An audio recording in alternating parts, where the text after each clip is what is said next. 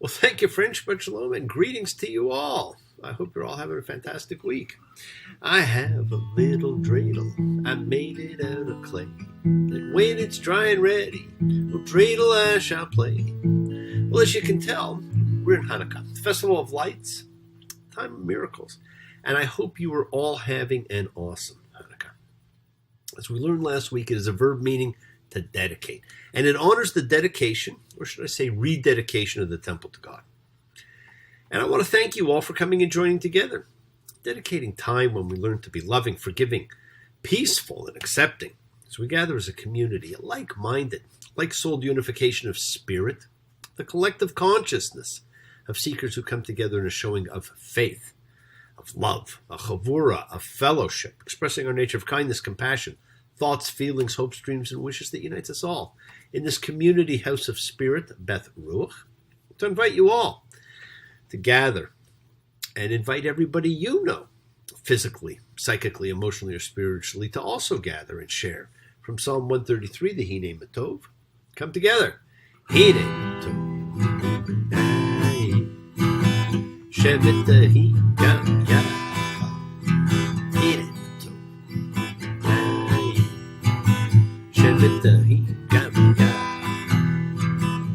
How good, how pleasant it is for brothers and sisters together. Community. Community. Community. Together. And community is so important, my friends. As a community, let us all spread love, goodwill, fellowship to the world. Now, Hanukkah is what's really known as a minor holiday. There are a lot of different types of Jewish holidays, and there are major ones and there are minor ones. Passover, Rosh Hashanah, Yom Kippur, Sukkot, those are major holidays. Hanukkah and Purim are minor holidays. Now, it's funny how it's the minor ones that are the real fun ones. They're the real celebratory holidays. They're both holidays about miracles, and miracles, my friend, remind us to have faith, especially in the darkest times of our lives. Now, you could try and say that, the major ones have miracles attached to them, but really it's these two.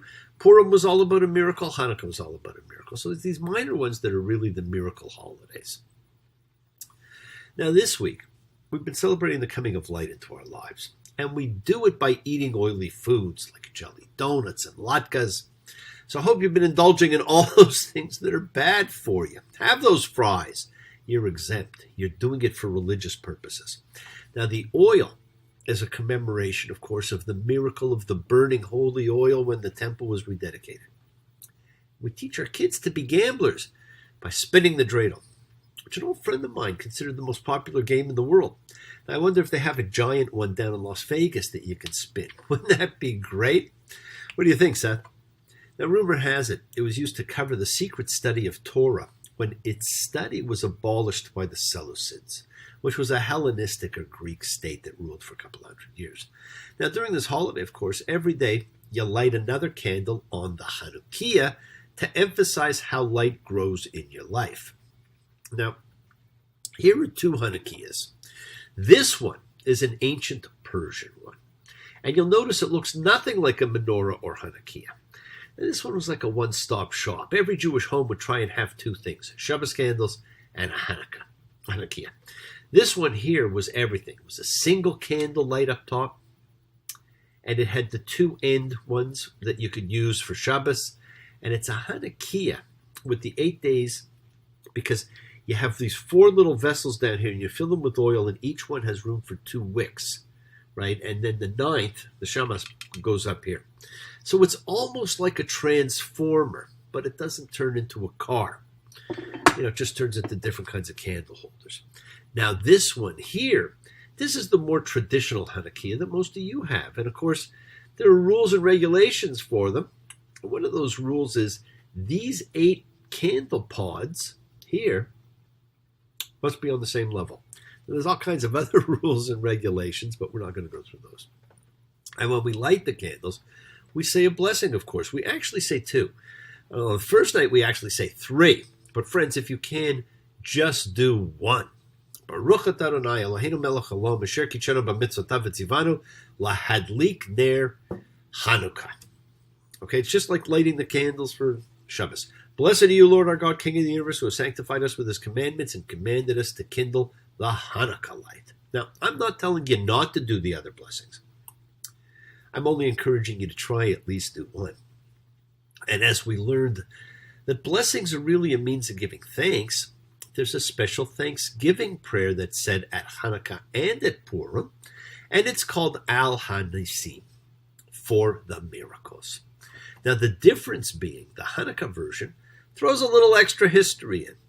We thank you also for the miraculous deeds and for the redemption and for the mighty deeds and the saving acts wrought by you, as well as for the wars which you waged for our ancestors in ancient days at the season. And that you say for both, then you add this part for Hanukkah, the history part.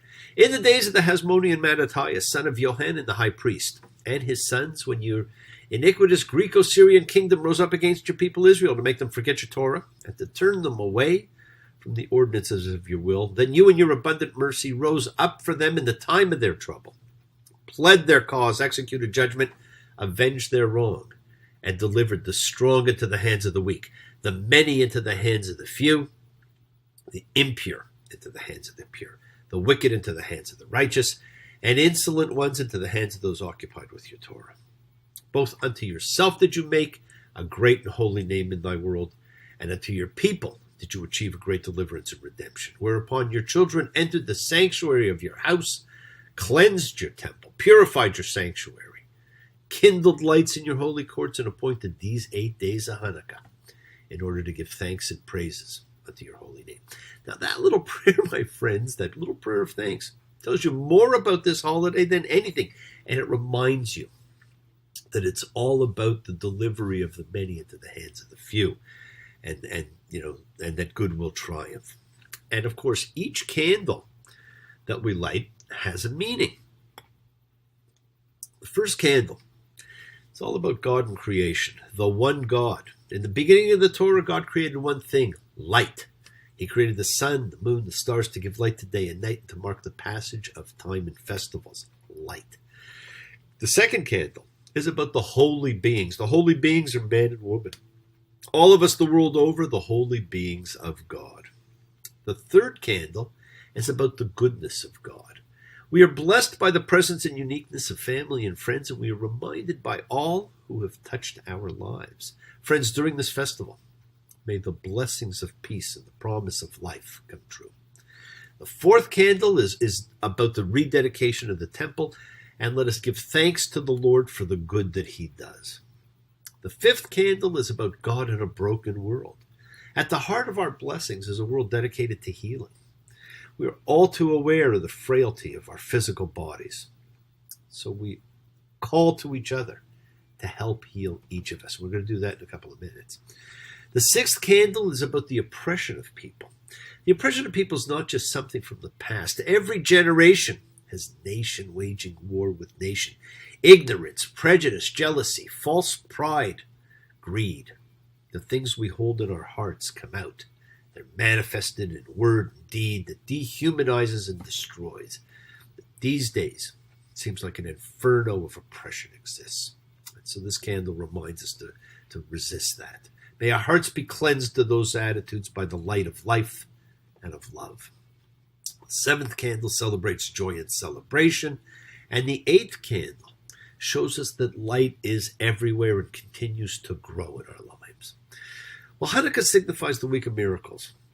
And friends, we all have miracles in our lives, and they occur daily. We don't always notice them, but I encourage you all at the end of every day, take a piece of paper and write down one miraculous thing that happened in that day. Perhaps someone smiled at you. Maybe you got lucky. Maybe that girl you wanted to ask out said yes. We all can find one little miracle. It doesn't have to be Red Sea splitting. Little miracles are still miracles. Many nights we've prayed with no proof anyone could hear. In our hearts a hopeful song we barely understood. That we are not afraid, although we know there's much to fear. We were built moving mountains long before we knew we could. There can be miracles when you believe. Though hope is frail, it's hard to kill. Who knows what miracles you can achieve? When you believe, somehow you will. You will when you believe.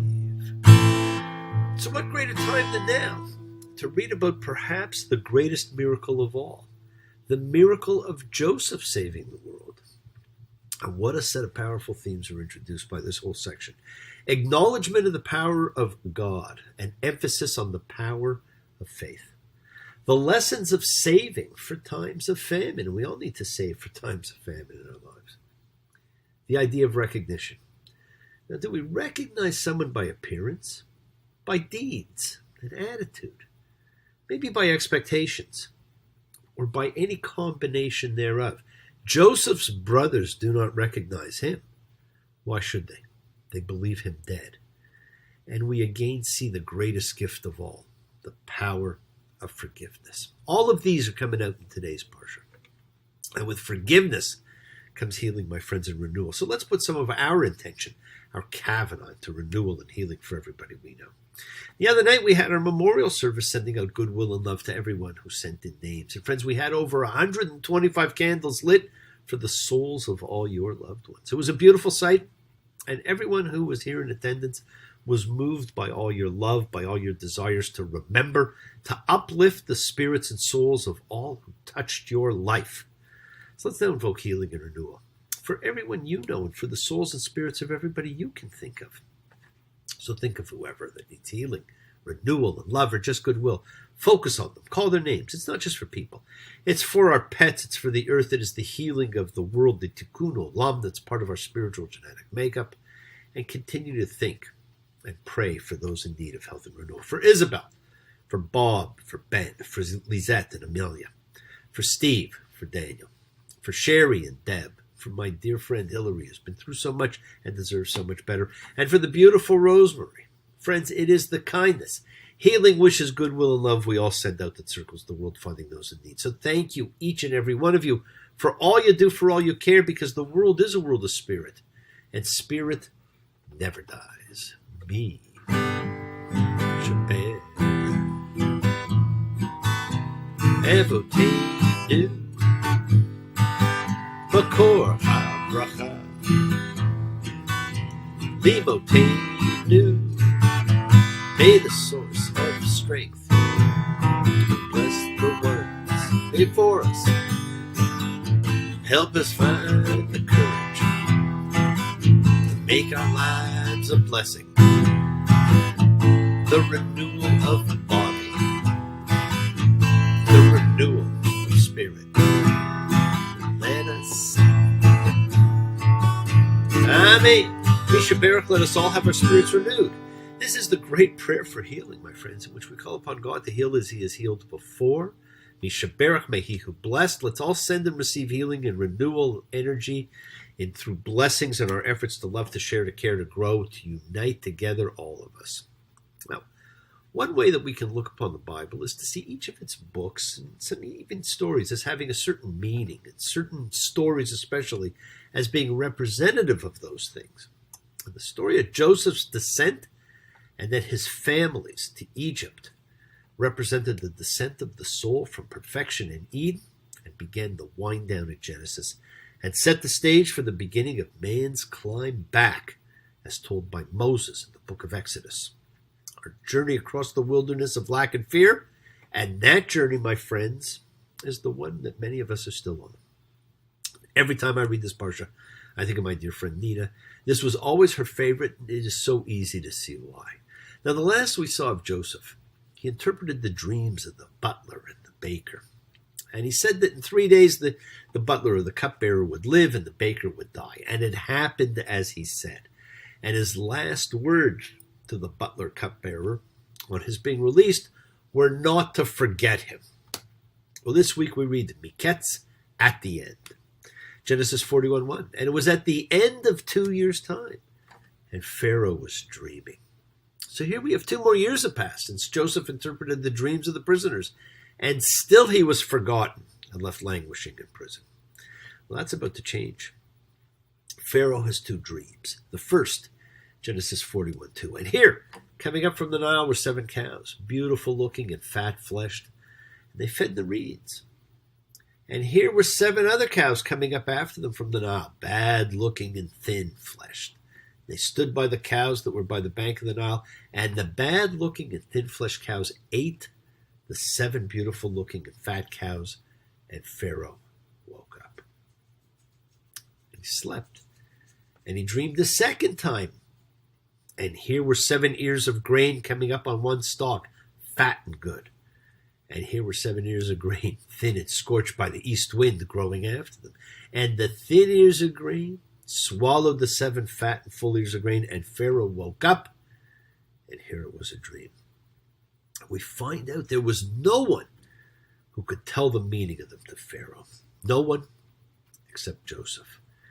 And remember what we said last week about doubles. Double dreams come true. Joseph's, the prisoners, and as we will see, Pharaoh's. These 2 dreams of Pharaoh are the dreams that would change history. Now, Pharaoh's 2 dreams are one. The dream of the thin cows and the fat cows, and the dream of the meager ears of corn and the full ones. They say the same thing, and Pharaoh searches everywhere for someone who can read the dreams. All the leaves are brown, and the sky is gray. I've been for a walk on a winter's day. I'd be safe and warm if I was in LA. California dreaming on such a winter's day. Now, because no one can interpret, the butler cupbearer remembers, and he tells Pharaoh about Joseph. And the Torah tells us he is raised from the pit of prison.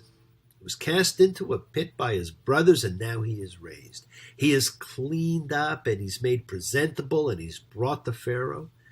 Genesis 41:16. And Joseph answered Pharaoh, saying, "Not I. God will answer for Pharaoh's well-being. Not I, but God." We have just seen the growth and maturity of the narcissist, recognizing it is God, not he. He is but the mouthpiece. And Joseph said to Pharaoh, Pharaoh's dream is one. What God is about to do, he has told Pharaoh. The 7 goodly cows are 7 years, and the 7 ears of grain are 7 years. The dream is one. And the 7 meager and foul cows who came up after them are 7 years. And the 7 meager ears of grain blasted by the east wind will be 7 years of famine. What God is about to do, he has shown Pharaoh. Look, 7 years are coming, a great planting through all the land of Egypt. And 7 years of famine will arise after them. And all the plenty will be forgotten in the land of Egypt. And the famine will ravage the land, and you will not be able to tell there was plenty in the land because of that famine afterwards, for it will be very grave. And the repeating of the dream to Pharaoh 2 times, this means that the thing has been fixed by God, and God is hastening to do it. What a powerful moment in history, my friends. And it does not stop there. He continues, and he actually suggests a fix. He offers a solution to Pharaoh when none was asked for. And he finds himself the second most powerful man in the most powerful country in the world, Egypt. Now, this is a great part of the Bible. When Joseph says, "Not I, but God," he used the word Elohim, the plural of El, God, the same used in Genesis 1. And Pharaoh understood who? Well, perhaps the use of the plural is not the plural, is not God's, but is the emphasis that there is only one God who was a part of absolutely everything in creation, and that's why we use the plural. Joseph and Pharaoh understood the same thing. And friends, Pharaoh did not say, "Prove it." Pharaoh said, "We have our man." Pharaoh knew it was the word of God. Pharaoh, my friends, had faith. He raises Joseph the second in the land behind him, and Joseph sets about instituting saving for a rainy day, preparing for the drought that's going to come, and come it did. Well, Jacob ends up sending his sons down to Egypt to buy food while the drought is on. The 7 good years have passed, and we're partway through the years of famine. So now Joseph is 39 or 40, and his brothers appear. Genesis 42:4. And the 10 brothers of Joseph went down to buy grain from Egypt, but Benjamin, Joseph's brother, Jacob, did not send with his brothers, for he thought, lest harm befall him. Now notice, friends, the brothers are steeped in fear when you read this. There's no food, but fear comes natural to them, and Jacob keeps back the only other son of the one wife he loved. He's happy to sacrifice the others. This is the Jacob we have always seen. Now some might say, this is a dysfunctional family. I hate to say it, but it's got nothing on some of the ones I've seen. Genesis 42:8. And Joseph recognized his brothers, but they did not recognize him. And Joseph remembered the dreams he had dreamed about them. Right? Don't forget those were those 2 dreams. The recognition is one way, my friends. His recognition of his brothers. And he even eats with them. And the whole time they do not know him. He's 40 years old. They haven't seen him since he was 17, a lifetime ago. And then they thought he was dead. They tell their story. They even express remorse for their dead brother, not knowing who they're with. Genesis 42:23. And they did not know that Joseph understood, for there was an interpreter between them. How cool is that? Joseph sits there fully understanding them, but using an interpreter so they don't actually know that he knows what they're saying. Genesis 42:25. And he turned away from them and wept. Now this is the first of 3 times that Joseph is moved to tears by his brothers. And that becomes really important. It's all about that forgiveness.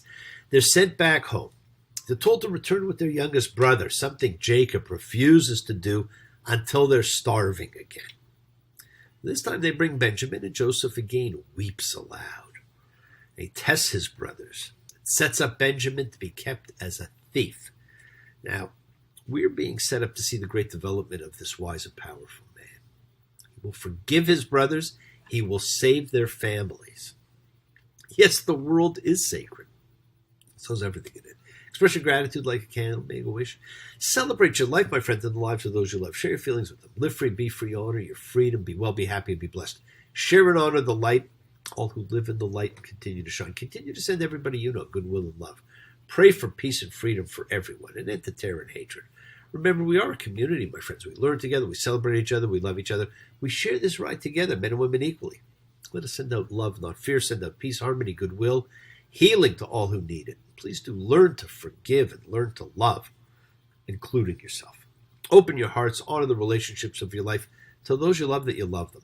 Take advantage of the time you have. Enjoy your journey.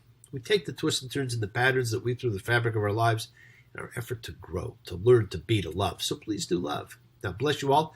Have a fantastic week, a week of love and light, a week of peace, a week of miracles. Examine your intentions. Use them to imprint your will on the universe. Remember, we set in motion everything that happens in our lives. Our intention, our kavanah, our cause, our effect, everything is linked. As I've said, you always have time to forgive and to be forgiven. You have the knowledge of what is good and bad, so acknowledge what you have done wrong to yourself, to God, and to any person you have wronged, and ask for forgiveness. But do so only if you have sincerity, accountability, and vulnerability. Forgive those who have hurt you as you learn to be a forgiving and compassionate individual. Because the secret of forgiveness, compassion, and peace, my friends, is in acceptance. Can you accept yourself, other people in the world, just as they are? Can you accept life just as it is without trying to control it? If you do, you can experience the peace that acceptance brings. So do not stop your journey. Do not stop moving towards your promised land, your home. Keep on dreaming. Keep on being, keep sharing, keep shining, keep teaching. Keep spreading joy and goodwill. Do not follow fear, follow love. It's always in front of you. And remember to have faith and unwavering adherence to principle, just as I have faith in the principle of love and of all of you. Act with purity of heart and mind. Despise none, defraud none, hate none. Cherish all. Honor every child of God, every creature of the earth. May all people know peace this year, and may you nurture kindness and love everywhere you go.